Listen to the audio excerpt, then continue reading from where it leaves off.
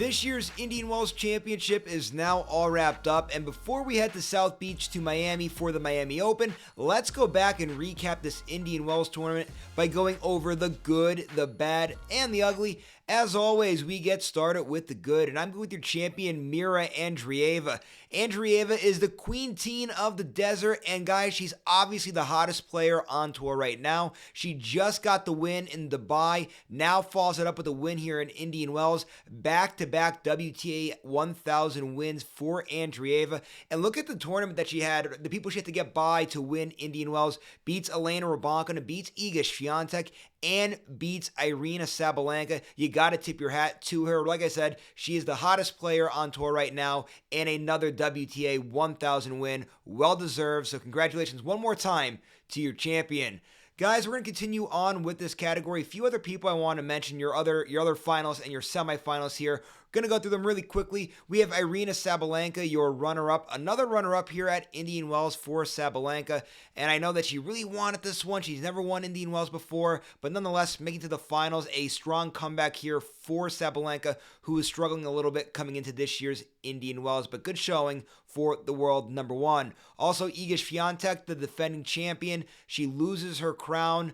Could not go back-to-back, losing that semifinal to Andreeva. But nonetheless, guys, that's still a very strong showing, making it to the semis and losing to the eventual champion. And Madison Keys making her first comeback here since winning that Australian Open. First time we've seen her in action, and she looked pretty damn good, making it all the way to the semis before losing to Sabalenka.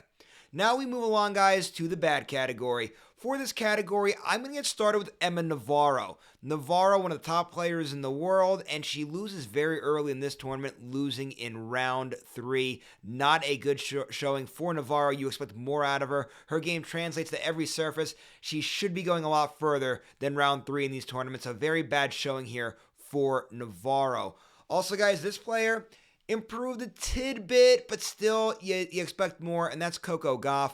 Gauff makes it to round 4. Now, remember, guys, she looked really bad in the Middle East after that Australian Open showing. This tournament, not the cleanest, but at least she gets into round 4, where she runs into Blandina Bencic, who, guys, has been playing very well here in 2025. But nonetheless, Gauff, we still expect more out of her. There are some improvements there. We'll see if she had turned things around here at the Miami Open. And now finally, guys, we end today's video by going over the ugly. And for this category, I have 2 names. Gonna get started with Ons Jabeur. Jabeur's been playing pretty well here in 2025, but bad showing here at Indian Wells, losing her first matchup of the tournament, losing in round 2.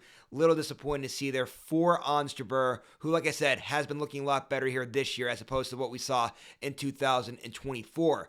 Also, guys, one other name for this category, and that's going to be Jelena Ostapenko. Ostapenko had a very good showing in the Middle East, making it to the finals at the Qatar Open, but now here in Indian Wells, losing in round 2. Not a good showing for Ostapenko either. So that was your good, the bad, and the ugly from this year's Indian Wells Championships. It was a fun tournament, and I really enjoyed it. Let's see what happens now in Miami. All these players, quick turnaround to Miami. Should be another fun tournament in store there in the Sunshine State. So it's going to be a fun one to watch. Can't wait to see how it all plays itself out for that tournament. But guys, do me one quick favor before you head out for the day. Make sure you like this video and subscribe to this YouTube coverage. We'll have more coverage of the 2025 tennis season right here.